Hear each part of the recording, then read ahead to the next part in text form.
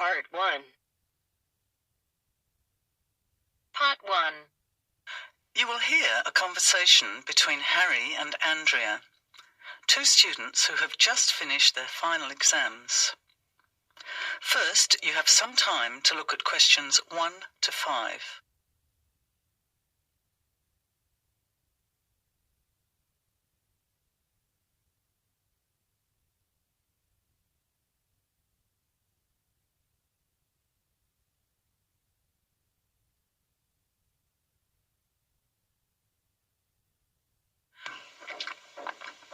Listen carefully to the conversation and answer questions 1 to 5. Hi, Andrea. How are you feeling now that exams are over? It's fantastic to have finished, isn't it? And to sleep in every morning. What about you? Well, I've been catching up on sleep too, but I've got a lot to do before I leave for England. Perhaps you could give me some advice. I've got a lot of things I can't possibly take back with me, but I don't know what to do with them. Well, it depends on what sort of things they are and whether you're thinking of giving them away or selling them. Well, almost everything. Furniture, the fridge and other kitchen stuff that I bought from the previous tenant. But the new people have already got what they need, so they're not interested in buying stuff from me. I can't afford to give it away, but I'm not sure how to sell it all. Oh, and there are some clothes and books as well. Why can't you take them? The books are really heavy. It's so expensive if you exceed the airline baggage allowance.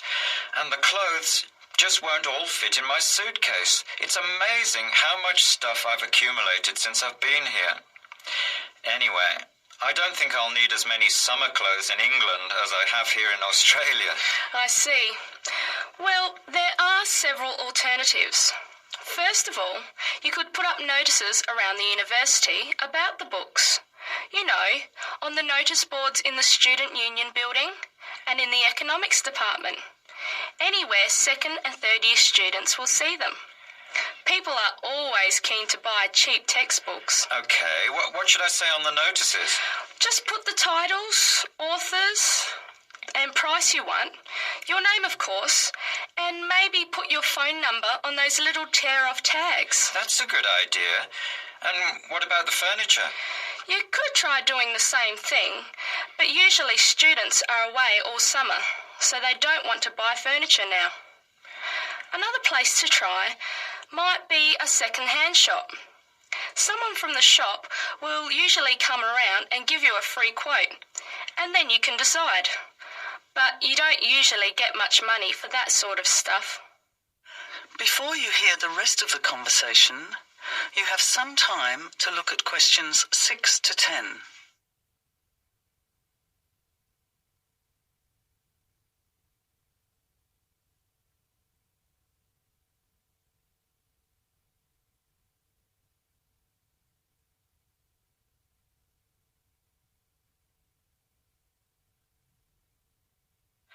Another alternative is to put an advertisement in the Trading Post. Do you know that paper? It comes out every week advertising things people want to sell. You have to pay to put the advert in and then hope people phone. Give them as much information as possible, and if they're interested, invite them to come and have a look. The hard part is agreeing on a price. No, I haven't seen the Trading Post, but I should have a look at it. And I could advertise the fridge, the microwave and the furniture. But the kitchen stuff isn't really that good. You know, old cutlery, a few pots and pans and some plates and things. What shall I do with them? Well, another option is to donate the kitchen things to a charity shop. You know, like the Salvation Army or St. Vincent de Paul. Why don't you get a second-hand shop to give you a quote first? Yes, I could do that. Find out how much they'll give me and then decide whether to sell them or give them away. But I've still got the clothes. A charity shop will take them too, as long as they're in good condition. And even though you don't get any money, at least you know that someone who really deserves some help has benefited. That's a good point. I'll advertise the expensive stuff. the furniture, and donate the clothes and kitchen stuff. Let's go and buy a trading post and you can help me write the advert. Well, actually, I'm interested in buying the fridge and the microwave, depending on the price, of course. Okay, let's see how good you are at bargaining. That is the end of part 1. You now have half a minute to check your answers.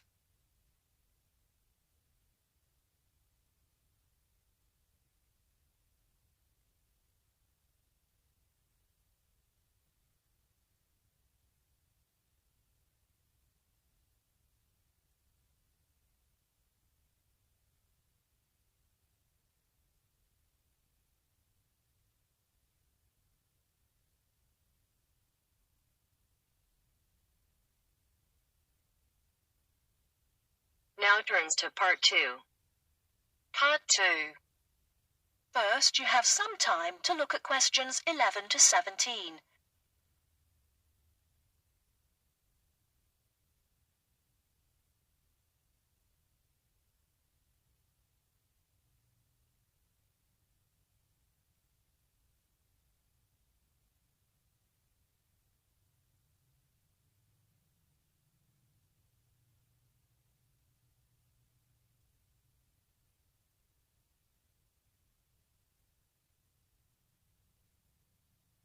Now, listen carefully and answer questions 11 to 17. Good afternoon, everyone, and welcome to this short talk on the subject of fireworks. Now, fireworks, as I'm sure many of you know, were invented in China, though there has long been disagreement as to exactly when, or even in which century. The consensus nowadays, though, is that it was in the 6th, as there is considerable evidence of war rockets being made then. We also know that fireworks were in use by the 7th century in Arabia, where they were called Chinese arrows, reflecting their military potential. It then took a long time for them to spread to Europe. In fact, it wasn't until the 1200s that fireworks made their appearance there.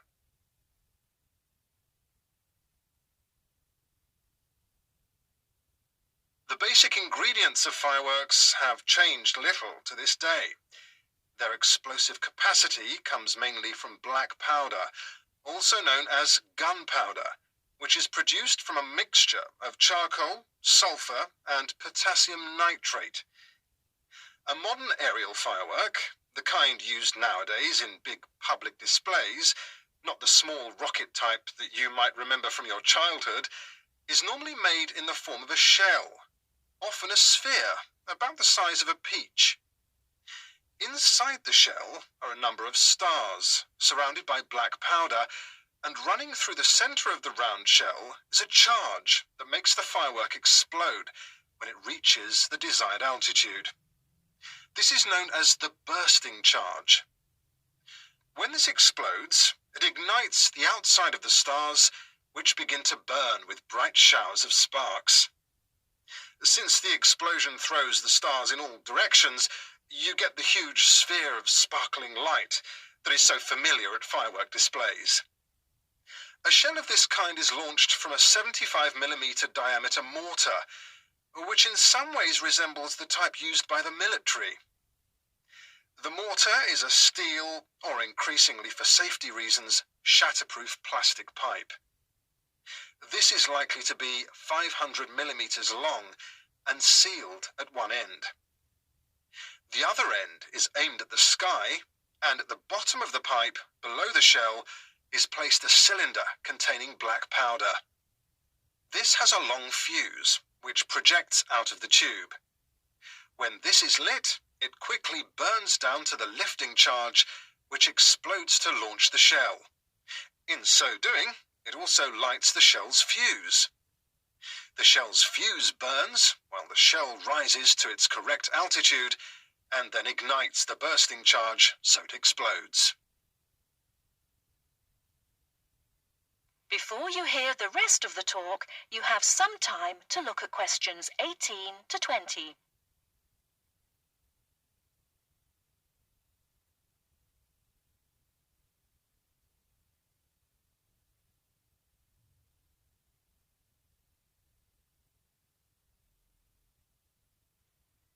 listen and answer questions 18 to 20.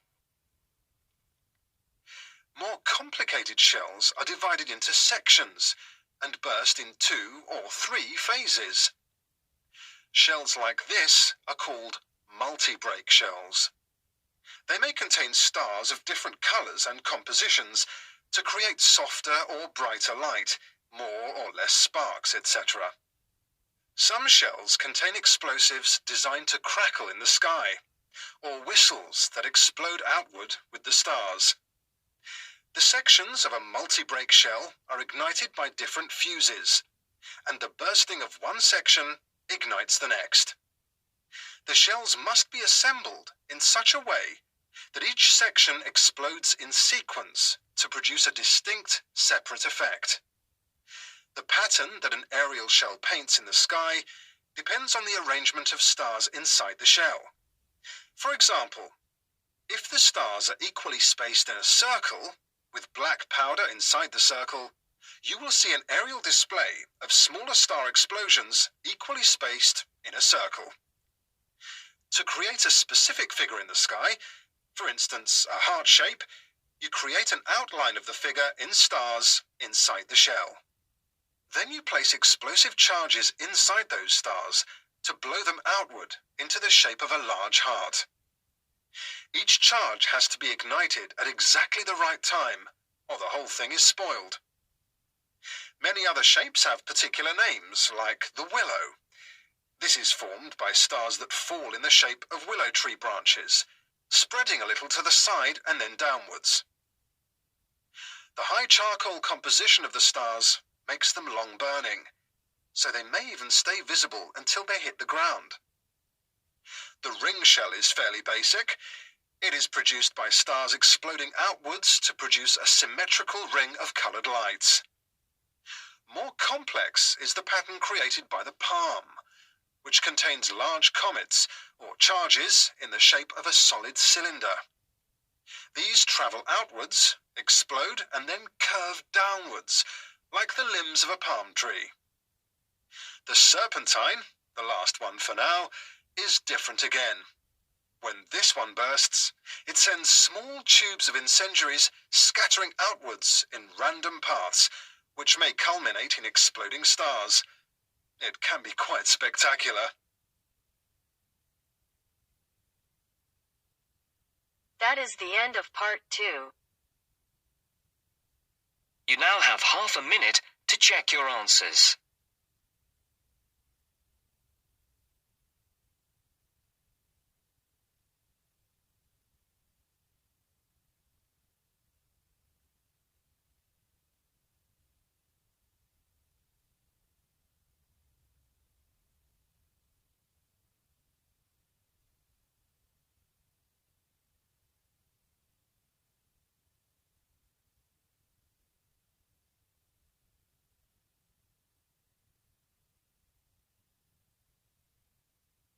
Now turns to part 3. Part 3. First, you have some time to look at questions 21 to 26.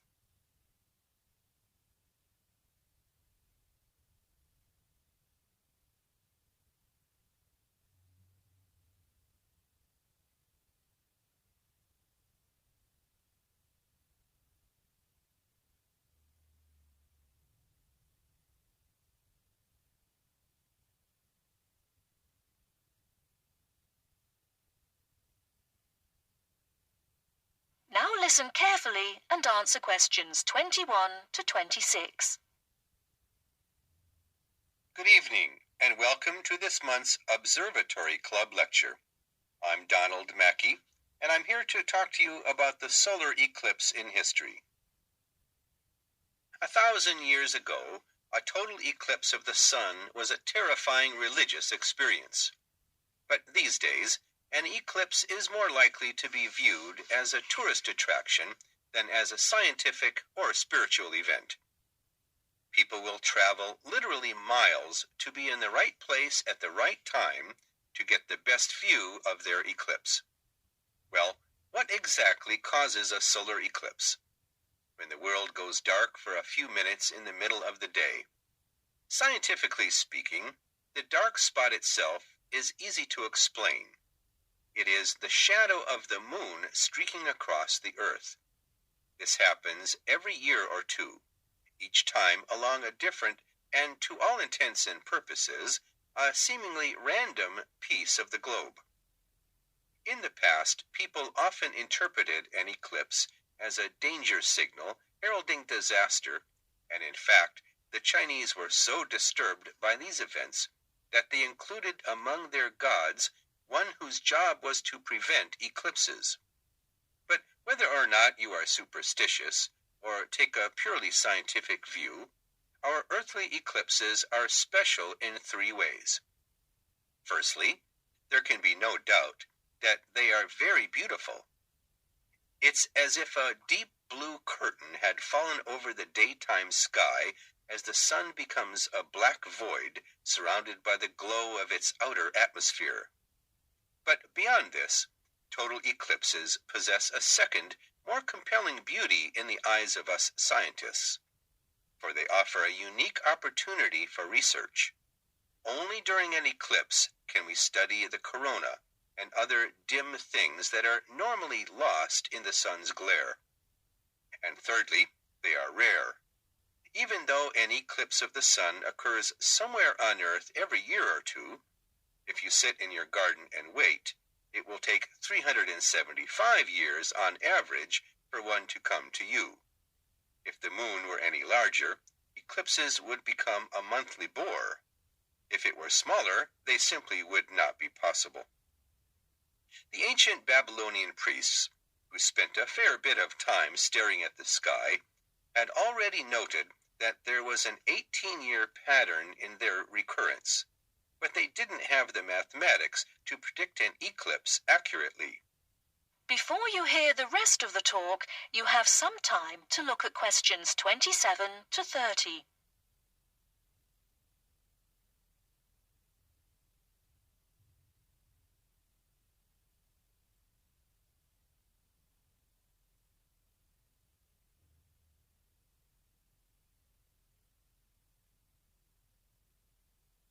Now listen and answer questions 27 to 30.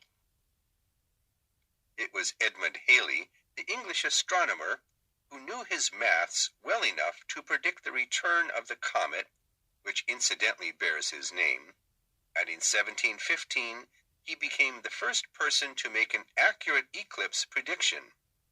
This brought eclipses firmly into the scientific domain, and they have since allowed a number of important scientific discoveries to be made. For instance, in the eclipse of 1868, two scientists, Janssen and Lockyer, were observing the sun's atmosphere, and it was these observations that ultimately led to the discovery of a new element. They named the element helium after the Greek god of the sun. This was a major find because helium turned out to be the most common element in the universe after hydrogen. Another great triumph involved mercury. I'll just put that up on the board for you now.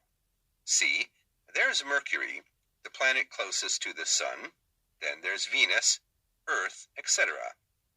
For centuries, scientists had been unable to understand why Mercury appeared to rotate faster than it should. Some astronomers suggested that there might be an undiscovered planet causing this unusual orbit, and even gave it the name Vulcan. During the eclipse of 1878, an American astronomer, James Watson, thought he had spotted this so-called lost planet. But alas for him, he was later obliged to admit that he had been wrong about Vulcan and withdrew his claim. Then Albert Einstein came on the scene. Einstein suggested that rather than being wrong about the number of planets, astronomers were actually wrong about gravity. Einstein's theory of relativity, for which he is so famous, disagreed with Newton's law of gravity in just the right way to explain Mercury's odd orbit. He also realized that a definitive test would be possible during the total eclipse of 1919, and this is indeed when his theory was finally proved correct. So there you have several examples of how eclipses have helped to increase our understanding of the universe. And now let's move on to social.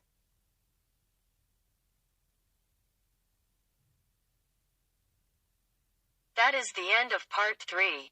You now have half a minute to check your answers.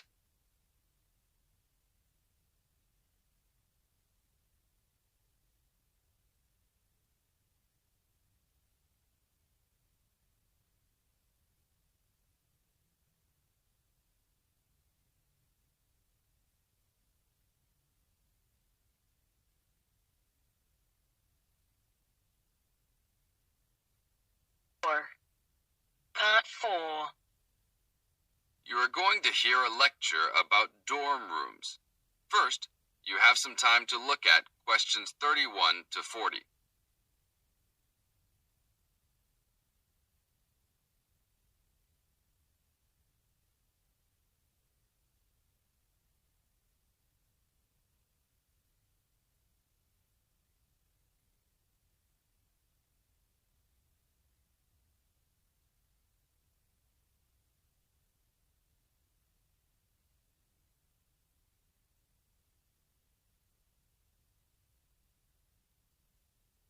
Now listen to the tape and answer questions 31 to 40.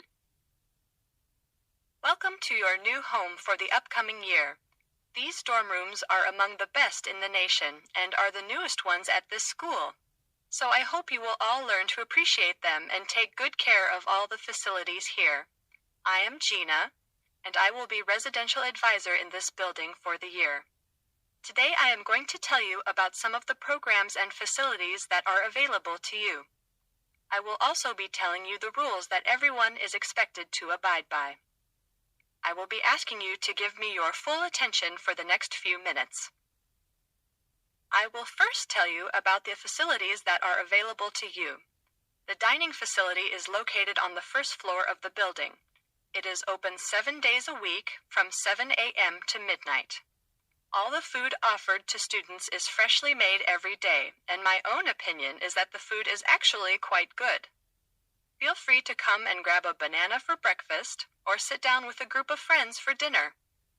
Although your meals are served buffet style, please do not waste food. All students are expected to clean their own tables after meals.